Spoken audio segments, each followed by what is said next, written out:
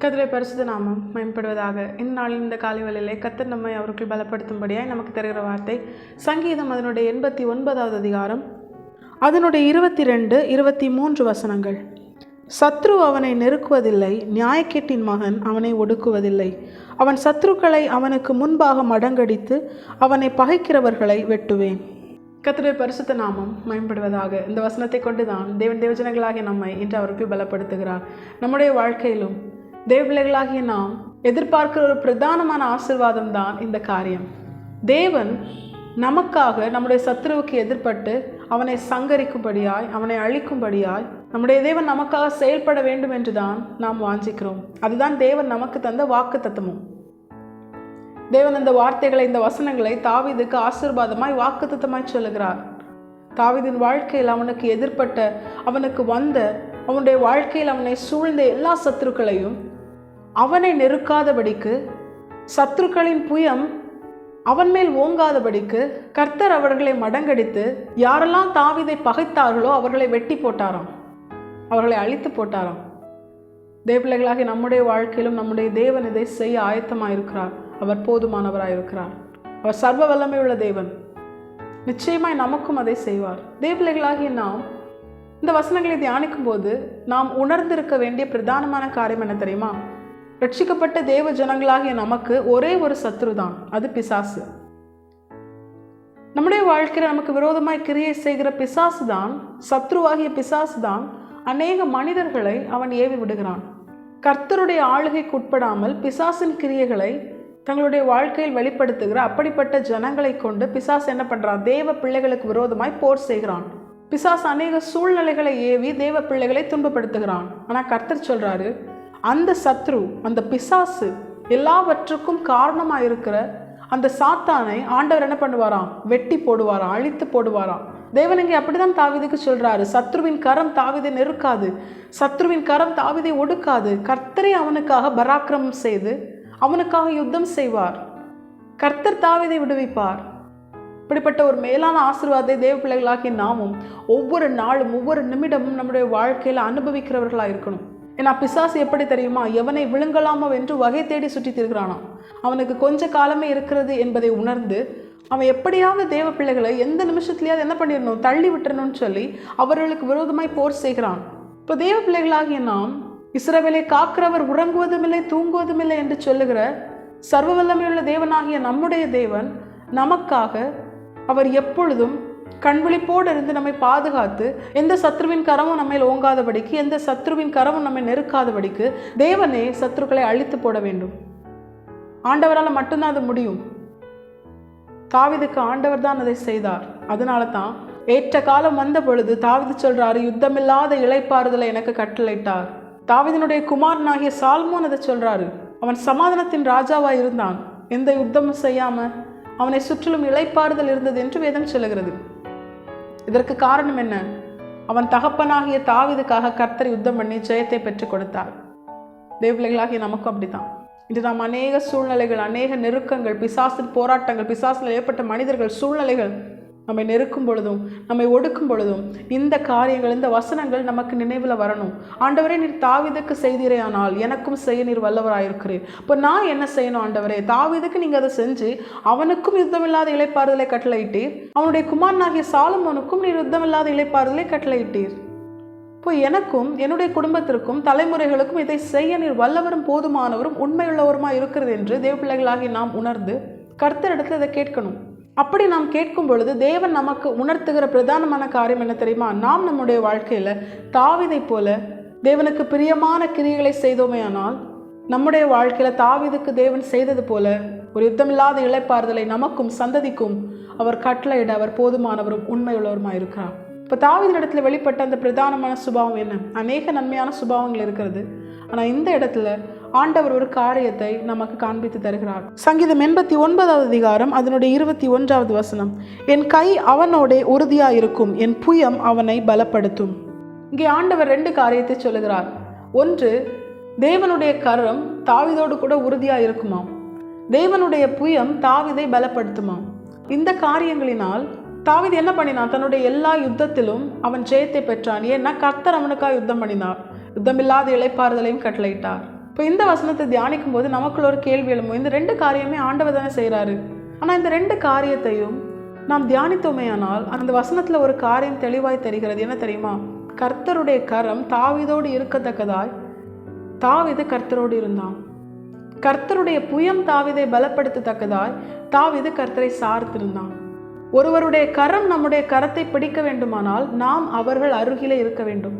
இப்போ கர்த்தருடைய கரம் தாவீதின் கரத்தை பிடிக்க வேண்டுமானால் தாவீது கர்த்தரோடு இருக்க வேண்டும்.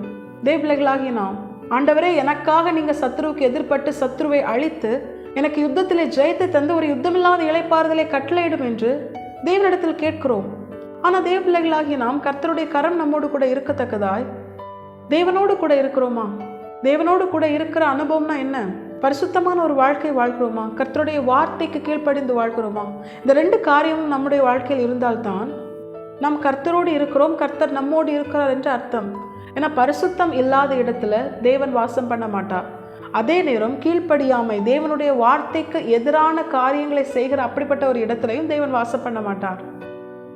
பரிசுத்தமாய் தேவனுடைய வார்த்தைக்கு கீழ்ப்படிந்து எவன் ஒருவன் தன்னுடைய வாழ்க்கையில் வாழ்கிறானோ அவனோடு கூட கர்த்தர் இருக்கிறார், அவனும் கர்த்தரோடு கூட இருக்கிறான். அப்படிப்பட்டவனுடைய கரத்தை கர்த்தருடைய கரம் பிடிக்கும். கர்த்தருடைய கரம் அவனோடு கூட உறுதியாய் இருக்கும். அப்பொழுது கர்த்தரே அவனுக்காக யுத்தம் பண்ணுவார், யுத்தத்திலே ஜெயத்தை அவனுக்கு பெற்றுக் கொடுப்பார். ஏன்னா நம்முடைய தேவன் சகலத்தையும் ஜெயித்தவர். அவர் ஜெயித்தவராக பரலோகத்திலே வீற்றிருக்கிறார். 2வதாய் தேவனுடைய புயம் நம்மை பலப்படுத்தத்தக்கதாய் தாவீதை போல நாம் கர்த்தரை சார்ந்து இருக்கிறோமா? எதை நம்முடைய பலம் என்று நாம் நினைத்துக் கொள்கிறோம்?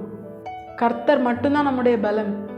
ஏன்னா அவர் நேற்றும் இன்றும் என்றும் மாறாதவர், நித்தியமாய் வாழ்கிற நித்திய ராஜாவாய் இருக்கிறார், நித்திய சிங்காசனத்தை உடையவராய் இருக்கிறார், சர்வ வல்லமை உள்ள தேவன். அவர் சொல்ல ஆகும், அவர் கட்டளையிட நிற்கும், அவரால் செய்யக்கூடாத அதிசயமான காரியம் ஒன்றுமே இல்லை. இவ்வளவு பெரிய ஒரு தேவன் நம்முடைய பலனாய் இருந்தால் நம்முடைய வாழ்க்கையில எந்த ஒரு காரியத்தையும் நம்முடைய கரத்திலிருந்து யாராலும் பறிக்க முடியாது. நமக்கு விரோதமாய் வந்து சத்ருவால் ஜெயிக்க முடியாது. ஏன்னா என்னை பலப்படுத்துகிற கிறிஸ்துவினாலே எல்லாவற்றையும் செய்ய எனக்கு பலன் உண்டு என்று வேதத்தில் சொல்லப்பட்டிருக்கு. அந்த வசனத்துக்கு உட்பட்டு தேவனுக்கு பிரியமாய் அவரை பலனாய் கொண்டு வாழ்ந்த பரிசுத்தவான்களுடைய வாழ்க்கையில சத்ரு அவர்களை மேற்கொள்ளவில்லை, தேவன் தம்முடையவர்களை கொண்டு சத்ருவை மேற்கொண்டார். தேவ பிள்ளைகளாகி நம்முடைய வாழ்க்கையில் அப்படித்தான். இன்று நாம் எந்தெந்த காரியத்தை நம்முடைய பலனாய் வைத்திருக்கிறோமோ, அது பணமோ பதவியோ ஐஸ்வர்யமோ மனிதர்களோ உறவுகளோ அதிகாரிகளோ இல்லை அதிகாரமோ, எந்தெந்த காரியத்தை நாம் நம்முடைய வாழ்க்கையில் பலனாய் வைத்திருந்தாலும் அதனுடைய முடிவு தோல்விதான். ஏன்னா அந்த காரியங்களை காட்டிலும் சத்ருவாகிய பிசாசு தன்னை பலமுள்ளவனை போல காட்டிக்கொள்வான். தேவனை தவிர்த்து எந்த காரியத்தாலும் என்ன பண்ண முடியாது, பிசாசோடு எதிர்த்து நின்று ஜெயிக்க முடியாது. நம்முடைய தேவன் மட்டுமே சகலத்தையும் ஜெயித்தவர். அவர் ஒரு மனுஷனுடைய வாழ்க்கையில் அவனுக்கு பலனா இருந்தாரேயானால் அவரே அவனுக்காக யுத்தம் பண்ணுவார். தாவீதுடைய வாழ்க்கையில் அதை தானே பார்க்கிறோம். கோலியாத் அவனுக்கு எதிர்த்து வந்தபோது அவன் ஒரு யுத்த வீரனா இருக்கிறான், யுத்தத்திற்கான ஆயுதங்கள் சகலவற்றையும் வைத்திருக்கிறான். இஸ்ரவேலின் ராஜாவும் இஸ்ரவேலின் சேனையும் அவனை பார்த்து பயப்படுகிறது. ஆனால் இந்த இளைஞனாகிய தாவீது அவனை மேற்கொள்ள தாவீதினிடத்தில் இருந்த பலன் அல்ல காரணம், தாவீதோடு கூட இருந்த தேவ பலனே அதற்கு காரணம். ஒரு கூழாங்கல்லை வைத்து அவ்வளோ பெரிய கோலியாத்தை எளிதாய் தாவீது ஜெயிக்க கர்த்தருடைய பலன் மட்டுமே காரணம். ஏன்னா வேதம் தெளிவாய் சொல்லுகிறது, தாவீது தன்னையோ தன்னிடத்தில் இருக்கிறவைகளையோ அல்ல, கர்த்தருடைய நாமத்தை சார்ந்து அதை நம்பி முன் சென்றான். நம்முடைய வாழ்க்கையில் அப்படித்தான். இன்று நாம் பலனாய் நினைக்கிற அநேக காரியங்கள் தோல்வியில் தான் முடியும். ஒருவேளை இதுவரைக்கும் தேவனை நம்முடைய பலனாய் நாம் ஏற்றுக்கொள்ளாமல் அதை உணராமல் நாம் செயல்பட்டு அநேக காரியங்களை தோற்று போயிருக்கலாம். ஆனால் இனிமேல் நம்முடைய வாழ்க்கையில் ஒரு தோல்வி இல்லாத ஜெயமுள்ள வாழ்க்கை பெற்றுக்கொள்ளும்படியாய், ஒரு தோல்வி இல்லாத ஒரு ஜெயமுள்ள வாழ்க்கை வாழ்ந்த முடிவிலே ஜெயித்தவராகிய நம்முடைய ஆண்டவராகிய இயேசு கிறிஸ்துவோட நித்திய ஜீவனிலே வாழும்படியாய், நித்திய ஜீவனை சுதந்திரிக்கும்படியாய் கர்த்தர் இந்த நாளிலே நம்மோடு கூட எச்சரித்து உணர்த்துகிறார். கர்த்தர் நம்மை இழந்து போக விரும்பவில்லை. கர்த்தர் தேவ பிள்ளைகளாகிய நாம் தோற்று போவதை அவர் விரும்பவில்லை. தோல்வி என்பது சாத்தானுக்குரியது. தேவ பிள்ளைகளாகிய நாம் ஜெயித்தவரை ஆராதிக்கிறோம், அவருடையவர்களாக இருக்கிறோம், அவருடைய ஆளுகைக்குட்பட்டவர்களாக இருக்கிற நாம் ஜெயிக்க வேண்டும் என்று நம்முடைய தேவன் எதிர்பார்க்கிறார். தேவ பிள்ளைகளாகிய நாம் இதை உணர்ந்து கர்த்தருடைய கரம் நம்மோடு கூட இருக்கத்தக்கதாய் பரிசுத்தமாய் கர்த்தருடைய வார்த்தைக்கு கீழ்ப்படிந்து நாம் நம்முடைய வாழ்க்கையில் வாழும் பொழுது கர்த்தர் நம்மோடு கூட இருப்பார், நாம் அவரோடு கூட இருப்போம். அப்பொழுது அவருடைய கரம் நம்மை பிடிக்கும். தேவனை தவிர்த்து மற்ற எந்த காரியத்தாலும் நம்மால் சத்ருவை ஜெயிக்க முடியாது என்பதை உணர்ந்து எந்த ஒரு காரியத்தையும் நம்முடைய பலனாய் நாம் வைத்து கொள்ளாமல் கர்த்தரை மட்டுமே சார்ந்து அவரையே நம்முடைய பலனாய் நாம் பெற்றுக்கொண்டிருந்தோமே ஆனால் அவருடைய புயம் நம்மை பலப்படுத்தும். அந்த புயம் ராகாபை துண்டித்து போட்ட புயம்.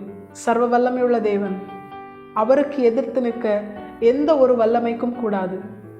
தேவப்பிள்ளைகளாகி நாம் இதை உணர்ந்து கர்த்தரை சார்ந்திருப்போம். அவரை பலனாய் கொண்டு நாம் நம்முடைய வாழ்க்கையில் கர்த்தருடைய கரம் நம்மோடு இருந்து கர்த்தருடைய புயம் நம்மை பலப்படுத்தத்தக்கதாய் கர்த்தரோடு இணைந்து வாழ, அவருடைய வார்த்தைக்கு கீழ்ப்படிந்து பரிசுத்தமாய் வாழ, கர்த்தரை சார்ந்து வாழ நாம் நம்மை முழுமையாய் அர்ப்பணிப்போம். தேவப்பிள்ளைகளாகி நமக்காக நம்முடைய கர்த்தரை யுத்தம் செய்து நமக்கு ஜெயத்தை தந்து முடிவிலே அந்த நித்திய ஜீவனிலே தேவன் நம்மை கொண்டு சேர்ப்பதும் அதிக நிச்சயம். கர்த்தர் இந்த வசனத்தை கேட்டு நம் அனைவரையும் ஆசீர்வதித்து வழிநடத்துவாராக. கர்த்தருடைய பரிசுத்த நாமம் மட்டுமே மகிமைப்படுவதாக. மாரநாதா, இயேசு வருகிறார். ஆயத்தமாகவும் பிரயாயத்தப்படுத்துவோம். ஆமென். என் பலன் ஒன்றுமில்லை என்று நான் அறிவேன், அவர் பலனின்